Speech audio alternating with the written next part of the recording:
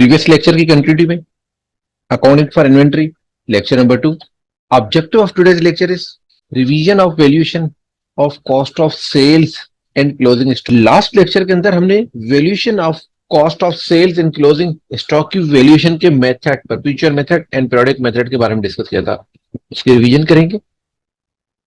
Practical questions in comparison between all methods. जितने methods हैं perpetual and periodic, perpetual के अंदर जितने सब मेथड्स हैं उन सब के अंदर हम प्रैक्टिकल क्वेश्चन करके दो सब में कंपैरिजन करेंगे सब मेथड्स में क्या डिफरेंसेस हैं at the end. First of all, methods of inventory valuation identification rules. If you are using cost and unit have been bought at different prices during the year, we need to decide which items are left in inventory at the year end. अगर हम cost module use कर रहे हैं, purchasing different price पे purchase कर रहे हैं और जितना स्टॉक हमें सेल आउट कर चुके हैं, जितना स्टॉक हमारे पास लेफ्ट ओवर बच गया है, जो हमारे पास जितनी भी इन्वेंट्री हमने करंट इन्वेंट्री परचेज की, करंट एसेट्स जितनी भी इन्वेंट्री परचेज की, वो इन्वेंट्री अगर जितनी इन्वेंट्री हमने परचेज की उसमें से सर्टेन यूनिट्स तो सेल कर दिए. अब परचेज प्राइस हमारी डिफरेंट है, हो सकता है पॉसिबल है कि हमारी सेलिंग प्राइस भी डिफरेंट हो सकता है सेलिंग प्राइस सेम हो. अब वैल्यूएशन में कि कौन से प्राइस की कितनी वैल्यू की इन्वेंट्री आपके पास क्लोजिंग में पड़ी हुई है, कितनी इन्वेंट्री आप सेल कर चुके हैं, इस वैल्यूएशन के मेथड्स के लिए आपके डिफरेंट रूल्स हैं. The possible rules are as follows. Only the first two should be used for financial accounts as opposed to management account. Financial accounting में फर्स्ट दो मेथड्स यूज होते हैं, जबकि मैनेजमेंट अकाउंट इंटरनल मैनेजमेंट अपने behalf पे अपने लिए check करने के लिए मैनेजमेंट अकाउंटिंग हम लास्ट लेक्चर के अंदर हम डिस्कस कर चुके हैं. तो मैनेजमेंट अकाउंट वही अकाउंटिंग की रिपोर्ट जो मैनेजमेंट के लिए होती है. There are two methods, perpetual method and periodic method. Perpetual के अंदर फर्दर 3 डिफरेंट कैटेगरीज हैं. फर्स्ट इन फर्स्ट आउट, जिसको फीफो मेथड कहा जाता है. Last in first out and average method, average cost. Perpetual method के अंदर फर्दर 3 मेथड्स हैं, लीफो, फीफो और एवरेज. और सेकंड जो मेन मेथड्स है वो पीरियोडिक में सिर्फ और सिर्फ एवरेज मेथड काउंट किया जाता है. सब में डिफरेंसेस आइडेंटिफिकेशन के लिए प्रैक्टिकल क्वेश्चन कर लेते हैं, सिमिलर क्वेश्चन डिफरेंट मेथड से करते हैं ताकि एक्चुअल हमें डिफरेंसेस का आइडेंटिफाई कर सके. Alpha company uses perpetual inventory system. During the month of September 2022, the company had the following purchases and sales. Alpha company एक कंपनी है जो perpetual inventory system यूज कर रही है. सितंबर 2022 में जिसने जो भी परचेज किया, जो सेल किया, वो कुछ डेटा इस तरफ. परचेज यूनिट किए 2 सितंबर को 50 यूनिट परचेज किए, 12 रुपीज पर यूनिट परचेज किए. 4 सितंबर को उसमें से out of 50 units 40 unit cell किए. 6 सितंबर को अगेन परचेज किए 70 यूनिट्स 13.6. 10th को 30 यूनिट सेल किए. फिर 20 सितंबर को 80 यूनिट परचेज किए 14.70 पे, और 27 पे 60 यूनिट सेल किए. Determine the cost of sales and closing inventory as on September 2022 under FIFO, LIFO and weighted average. अब जरा लॉजिक क्वेश्चन को अंडरस्टैंड करने की बात करते हैं. हमने टोटल यूनिट्स परचेज किए 50, 70, 80. 50 सेल परचेज कर लिए, फिर 70 परचेज किए, फिर 80 परचेज किए. इट मींस टोटल यूनिट्स हमने 200 यूनिट परचेज की. जो सेल यूनिट की है 130 यूनिट सेल किए, 40, 30 एंड 60. 70 यूनिट्स हमारे पास अभी क्लोजिंग स्टॉक में हैं. 200 यूनिट्स टोटल परचेज किए थे, 130 आपने सेल कर दिए. आपके पास अभी भी स्टिल इन हैंड 70 यूनिट्स है. वो 70 यूनिट्स आपके पास कौन से वाले प्राइस वाले? जो 50 यूनिट्स आपने 12 में परचेज किए वो थे. जो यूनिट आपने 70 यूनिट परचेज किए थे वो यूनिट रह गए. जो यूनिट्स आपने 80 परचेज किए थे क्या वो यूनिट्स रह गए. इन सब चीजों को कैलकुलेट करने के लिए आपके डिफरेंट मेथड से कि किस किस प्राइस वाले आपने यूनिट्स परचेज किए हैं, कौन से रह गए. First of all, first in first out perpetual के अंदर first in first out method में इस तरीके का आपका चार्ट बनाना होगा. कंपनी नेम, इन्वेंट्री कार्ड बना रहे हैं, और किस मेथड के अंदर? FIFO method under for the month of September 2022.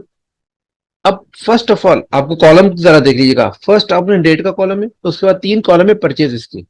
कितने यूनिट परचेज की, उसकी क्वांटिटी कितनी है, रेट कितना है और अमाउंट कितना है. पर rate means per unit rate, और टोटल अमाउंट कितना है.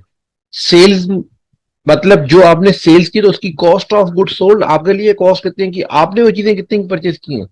वो आपके पास units, rate and amount given है, ये 3 कॉलम्स। फिर बैलेंस में जो आपके पास यूनिट्स रह गए, वो यूनिट्स कितने हैं, किस प्राइस पर है, और कितना टोटल अमाउंट बैलेंस है।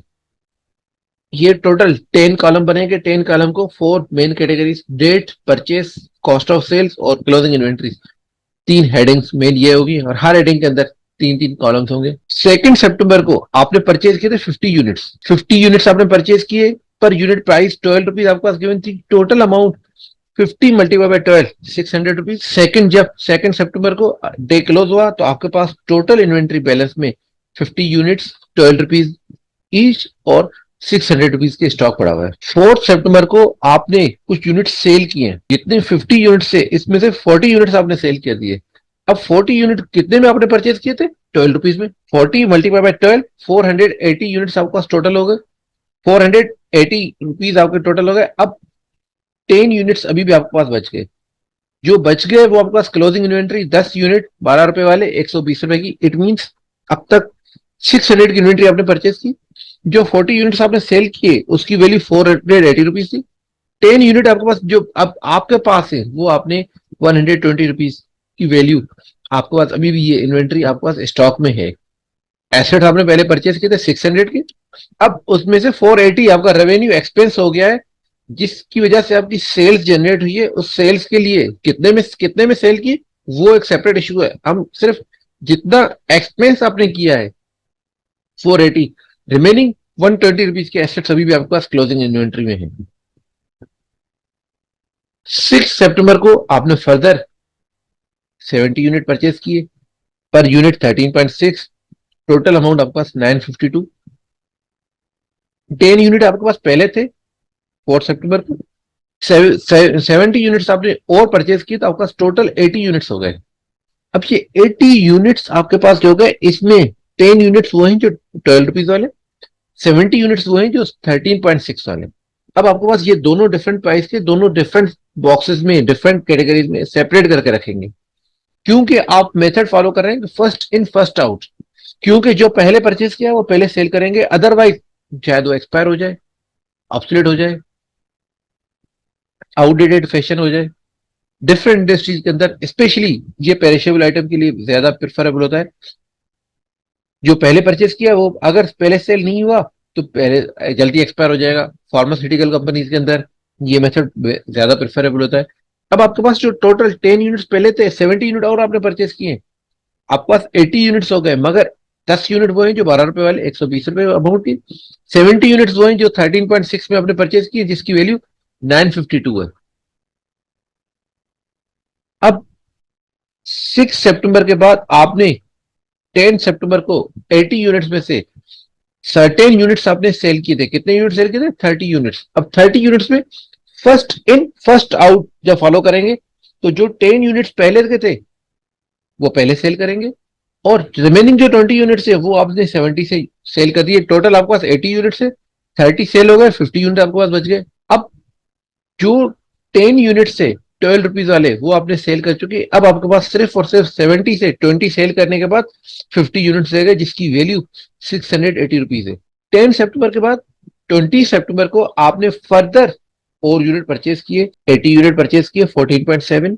14.7 जब परचेज किए, तो आपके पास 14.7 रुपीज ईच मल्टीप्लाई बाय 80 किया, तो आपके पास 1176 रुपीज आपके पास टोटल परचेजिंग की वैल्यू बनी।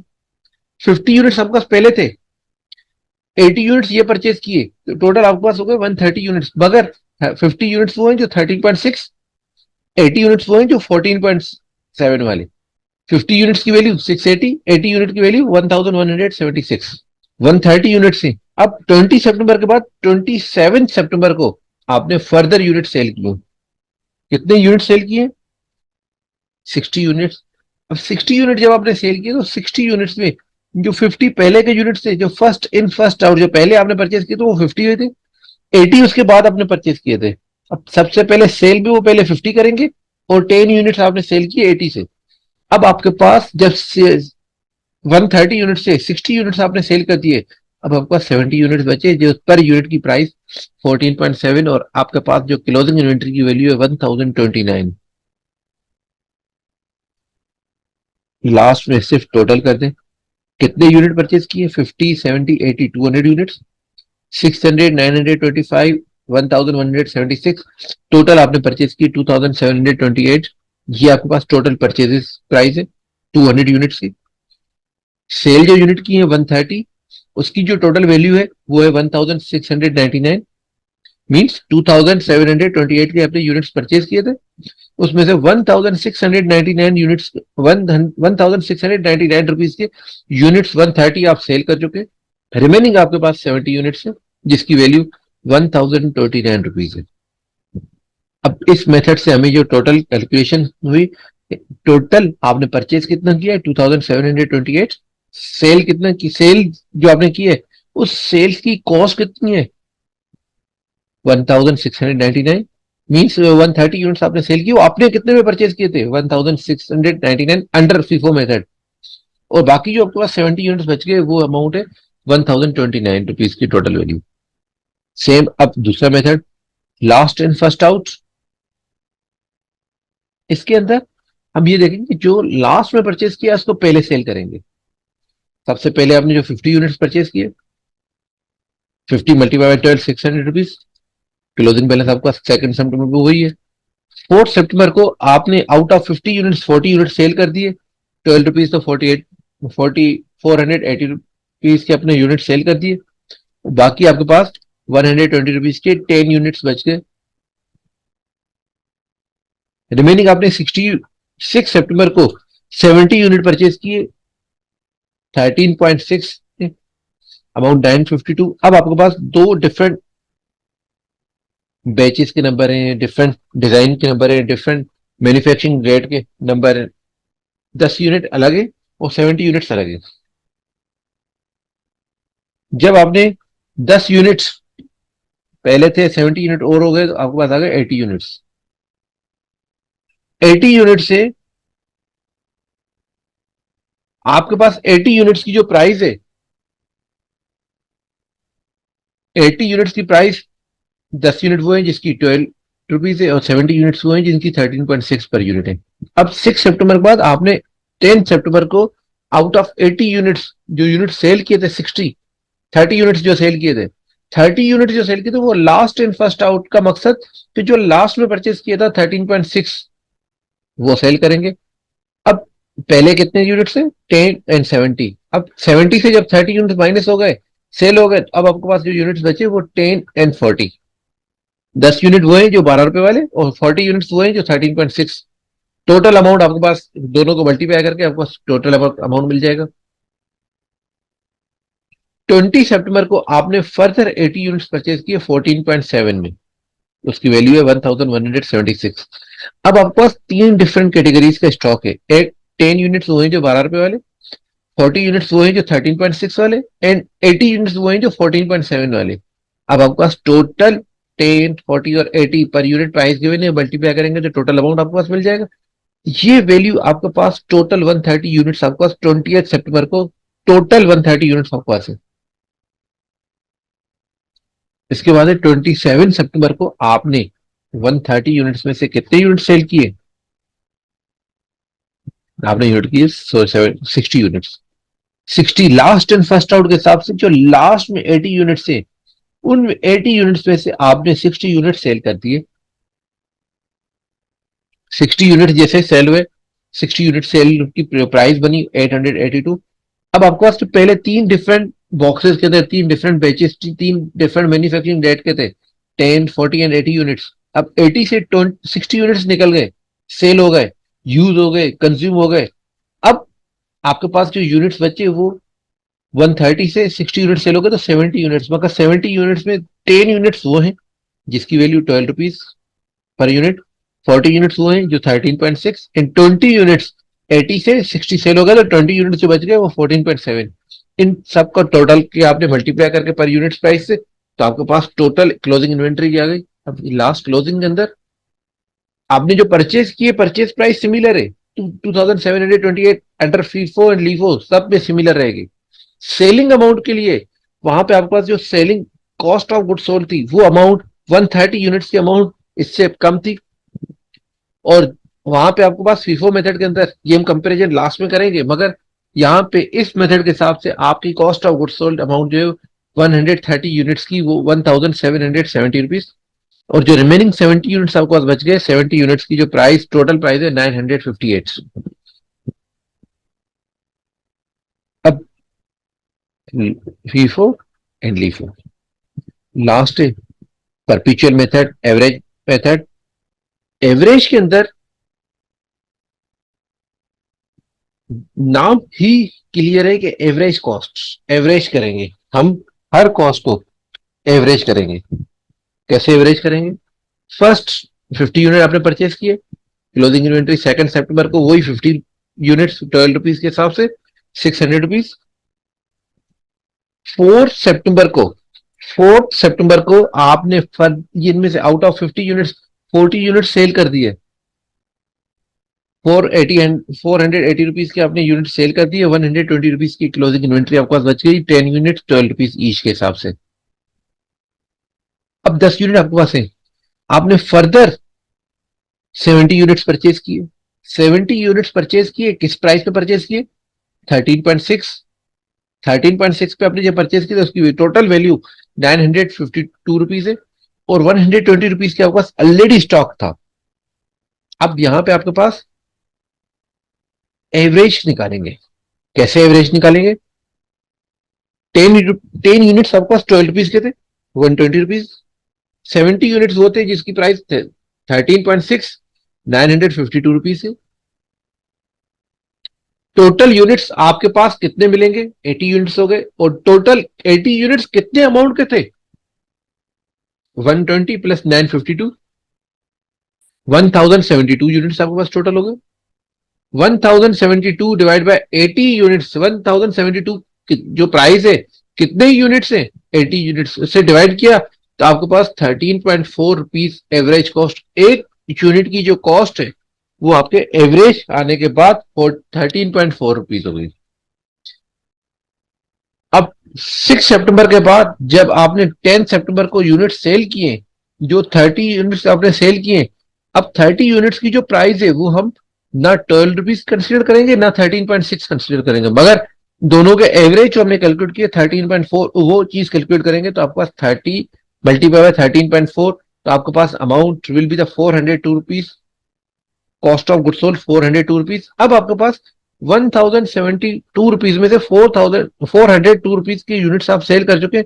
बाकी आपके पास जो 50 यूनिट्स है, 50 यूनिट्स मल्टीप्लाई बाय 13.4, 670 यूनिट्स आपसे 670 रुपीज का अमाउंट अब तक आपके पास क्लोजिंग यूनिट से 670 यूनिट्स के कितने यूनिट्स है? 50 यूनिट्स। 20 सितंबर को आपने फर्दर 80 यूनिट परचेज किए, किस प्राइस पे परचेज किए? 14.7। 14.7 मल्टीप्लाई बाय 80 तो 1176 रुपीज का आपके पास स्टॉक एडिशनल आपने परचेज किया। 670 रुपीज का स्टॉक पहले था आपके पास, प्लस 1176 का स्टॉक आपने और परचेज किया है। इट मीन्स कि 670 रुपीज प्लस 1176, तो आपके पास जो टोटल अमाउंट बना वो बना है 1846। 1846 में कितने यूनिट्स है? 50 पहले थे, 80 ये परचेज की तो 130 यूनिट्स। अब 1846 डिवाइड बाय 130 करेंगे तो आपके पास the amount will be 14.2। This is known as average cost. अब 20 सितंबर के बाद आप जब सेल करेंगे, 27 सितंबर को जब आपने 130 यूनिट्स में से 60 यूनिट सेल किए, तो उसकी प्राइस कितनी होगी 60 यूनिट्स की? 14.6, क्योंकि हम ऑलरेडी इसको एवरेज कर चुके हैं। 60 मल्टीप्लाई बाय 14.2, 852 का आप सेल कर चुके हैं, प्लस में 994 रुपीज की क्लोजिंग इन्वेंट्रीज कितने यूनिट्स है? 70 यूनिट्स। अब जब टोटल करेंगे तो परचेज सेम रहेगी। अब यहाँ पे आपके पास further cost of goods sold का अमाउंट तीनों मेथड में डिफरेंट रहेगा, तीनों मेथड में क्लोजिंग इन्वेंट्री का अमाउंट डिफरेंट होगा। I hope these are clear. Perpetual method के अंदर, पीरियोडिक मेथड के अंदर हम क्या करते हैं? टोटल इस अकाउंटिंग पीरियड के अंदर सितंबर 2, सितंबर 6, सितंबर 20 जितने भी यूनिट्स परचेज किए, जिस प्राइस पे परचेज किए टोटल अमाउंट टोटल हमने जो परचेज किया 2728 में कितने यूनिट परचेज किए 200। जब हमने टोटल कॉस्ट को टोटल यूनिट से डिवाइड किया तो 13.64 पर यूनिट आपके पास प्राइस आई है। 200 यूनिट्स की जो एवरेज प्राइस है पूरे पीरियोडिक, पहले जो परपेचुअल मेथड में कर रहे थे डेली बेसिस पे हम एवरेज कर रहे थे, हर ट्रांजेक्शन के बाद एवरेज कर रहे थे। यहाँ पूरे एक सर्टेन पीरियड, एक महीना, 1 month, 1 week, 1 quarter, 1 year total average cost करेंगे। एवरेज कॉस्ट जो है वो 13.64 रुपीज पर यूनिट है। अब कितने यूनिट है 200 यूनिट्स आपने परचेज किए थे, 70 यूनिट्स आपके पास जो बच गए थे, 130 यूनिट आपने सेल कर दिए थे। अब 70 की प्राइस कितनी है, 70 मल्टीप्लाई बाय 13.64, तो आपके पास 955 रुपीज की क्लोजिंग इन्वेंट्री की वैल्यू है।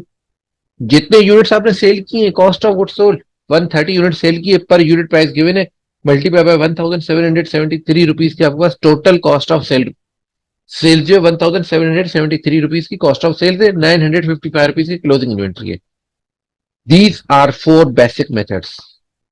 कंपेरिजन बिटवीन डिफरेंट मेथड्स, जो डिफरेंट मेथड्स अभी हमने कैलकुलेट किए थे उनके कंपेरिजन अगर हम करें तो first in first out, last in first out, weighted average and periodic के अंदर एवरेज, परपेचुअल की तीनों मेथड से और पीरियोडिक का एक मेथड है।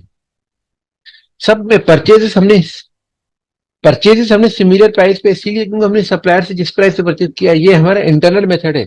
हम first in first out follow कर रहे हैं, last in first out follow कर रहे हैं, एवरेज कर रहे हैं, कौन सा मेथड कर रहे हैं, हम कोई रिकॉर्डिंग करें ना करें, सप्लायर का कोई रिलेशन नहीं है। सप्लायर का रिलेशन जस्ट परचेज रिलेटेड, अपने अपनी पेमेंट चाहिए उनको। क्लोजिंग इन्वेंट्री हर अब मेथड में फर्स्ट इन फर्स्ट आउट के अंदर क्लोजिंग इन्वेंट्री 1029, जो अब आपने नोट, जो आपने चार्ट नोट किए थे या दोबारा प्लेबैक करके देख लें, तो क्लोजिंग इन्वेंट्री की value first in first out के अंदर 1029 रुपीज है, जबकि लास्ट इन फर्स्ट आउट के अंदर 958 एंड वेटेड एवरेज के अंदर 994 एंड पीरियोडिक के अंदर 955। जबकि cost of good sold first in first out के अंदर 1699, लास्ट इन फर्स्ट आउट में 1770 प्लस वेटेड एवरेज के अंदर 1734 एंड पीरियोडिक के अंदर 1773। डिफरेंट मेथड के अंदर तीनों अमाउंट्स आपके डिफरेंट मिलेंगे, मगर कॉस्ट ऑफ गुड सोल्ड, जितनी कॉस्ट ऑफ गुड सोल्ड आपकी सिमिलर है पीरियोडिक और पीरियोडिक एवरेज के मेथड और लिफो की एवरेज तकरीबन आपका सिमिलर होगी, और दोनों की कॉस्ट ऑफ गुड्स और क्लोजिंग इन्वेंट्रीज भी दोनों की अमाउंट तकरीबन सिमिलर होगी। The last part of today's lecture is MCQs. N inventory record for item A903 shows the following detail. एक इन्वेंट्री का एक आइटम है जो जिसका नाम है A903, जिससे हर आइटम का कोई कोडिंग होती है। 1 मार्च को आपने परचेज किया 70 यूनिट्स इन ओपनिंग इन्वेंट्री, जब परचेज नहीं किया, ये ओपनिंग इन्वेंट्री है। 1 मार्च को हमारे पास ऑलरेडी स्टॉक में पड़ा था, जिसकी पर यूनिट प्राइस 70 रुपीज थी। 9 मार्च को आपने और परचेज किए 130 यूनिट्स, जिसकी परचेज प्राइस आपके पास है 65 रुपीज पर यूनिट। कितने यूनिट्स हो गए, 60 प्लस 130, 190 यूनिट्स। 70 यूनिट्स आपने सेल किए 18 मार्च को, उसके बाद 40 यूनिट्स 24 मार्च को आपने और परचेज किए 40 यूनिट्स 80 रुपीज पर यूनिट के हिसाब से, और 100 यूनिट आपने फर्दर सेल कर दिए 29 मार्च को।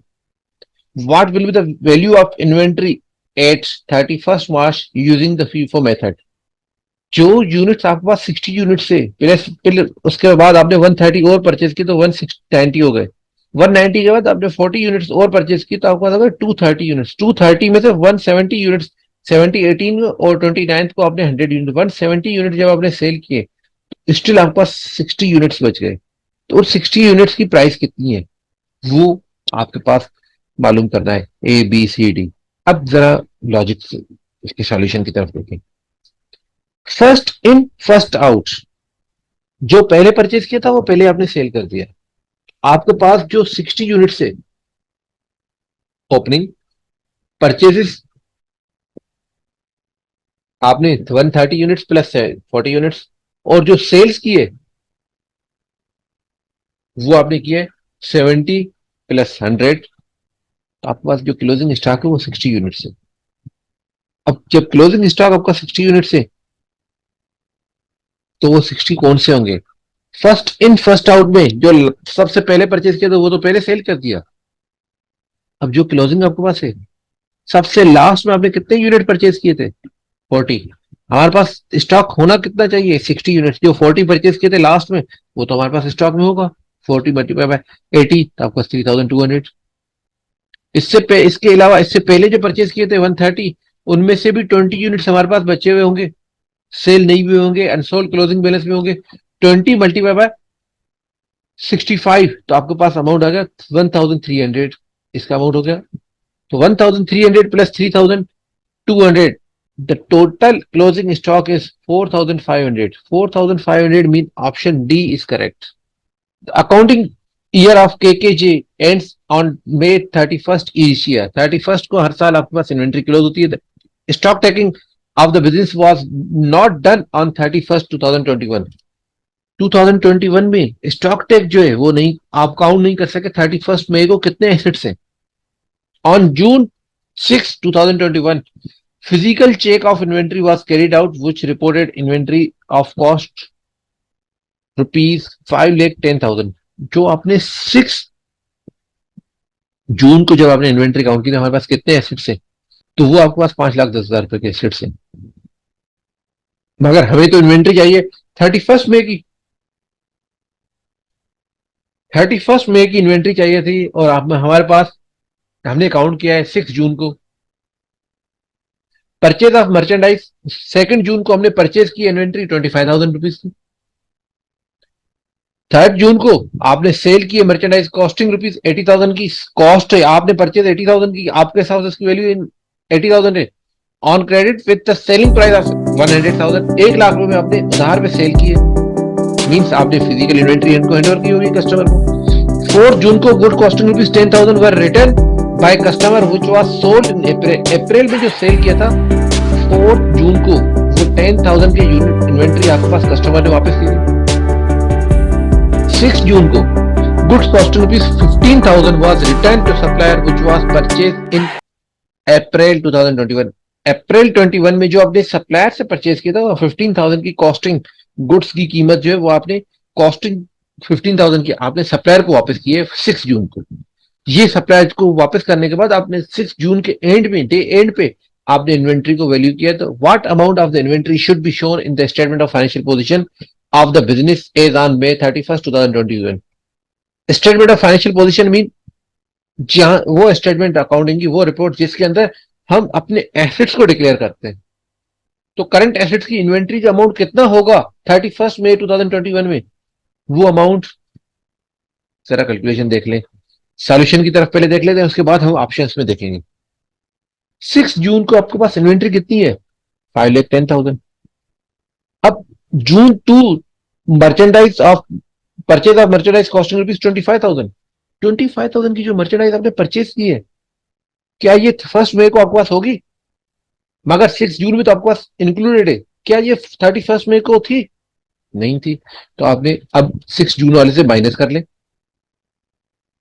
इसके बाद 3 जून में आपने जो सेल्स की है 80,000 रुपीज की इन्वेंट्री जो आपने सेल्स की है, क्या 6 जून में आपके पास वो इन्वेंट्री होगी? नहीं, हम 3 जून को कस्टमर को दे चुके हैं। क्या ये 31 मई को आपके पास इन्वेंट्री होनी चाहिए? यस, बिल्कुल होनी चाहिए। जो सोल्ड किए वो आपने ऐड कर दिए।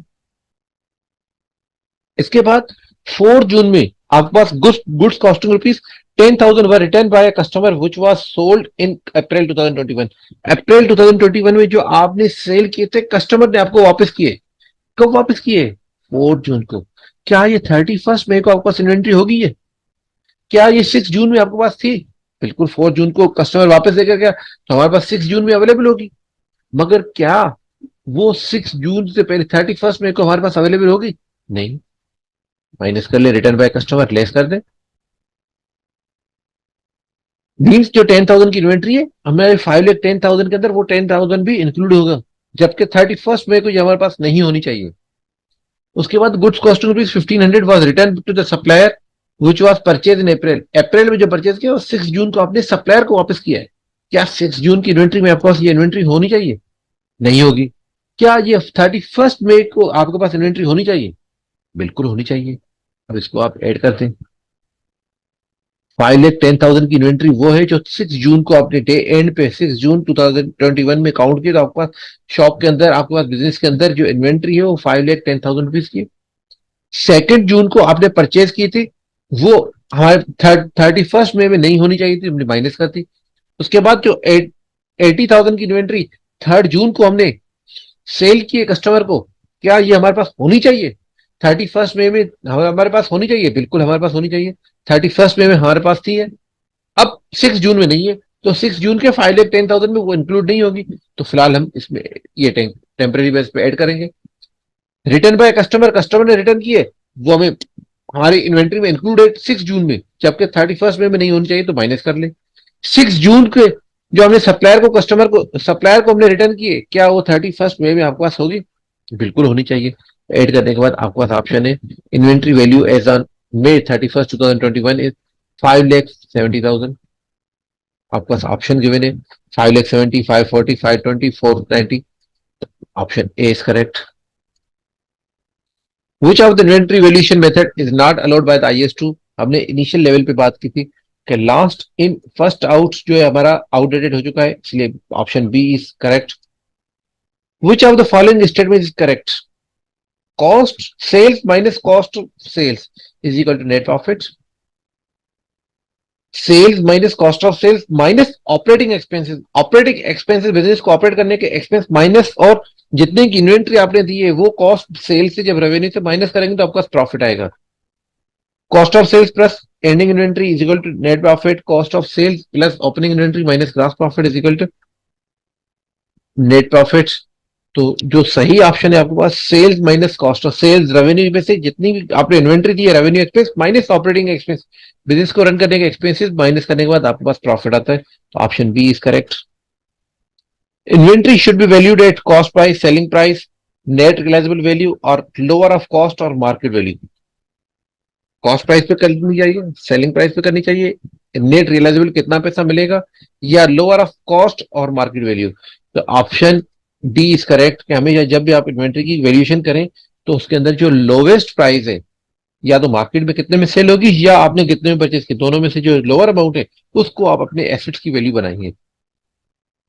It's all about inventory lecture number 2।